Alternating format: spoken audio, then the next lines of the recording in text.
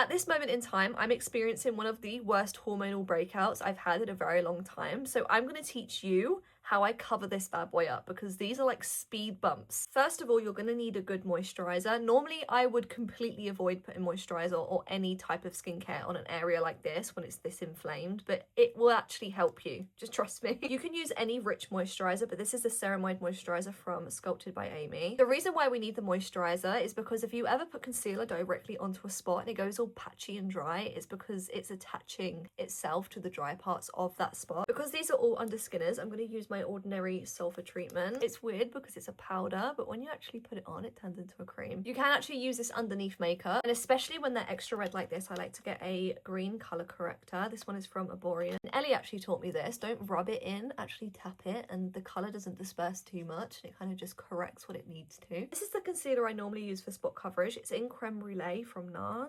You don't want bacteria going into the parts, so make sure you're scooping it with the back of the brush and onto your hand first. Then obviously go over the spots. Because this part of my face looks like a different colour to the rest, I'm just going to use a skin tint. This one is the Milk one. Can't forget about my MCO Beauty spray. Look how beautiful she is. Wet this sponge. I really can't bother to go and actually wet it properly, so really work it in on my hand on the sponge and then put it on my face because it kind of disperses it a little bit better. What you're not going to do is rub across that concealer because it has dried in place. You're going to dab over the top of it. Not gonna lie, the first time I used this I didn't like it because I put it all over my face, and I don't like pressed powders all over my face anyway, but this as a spot concealer, watch that go.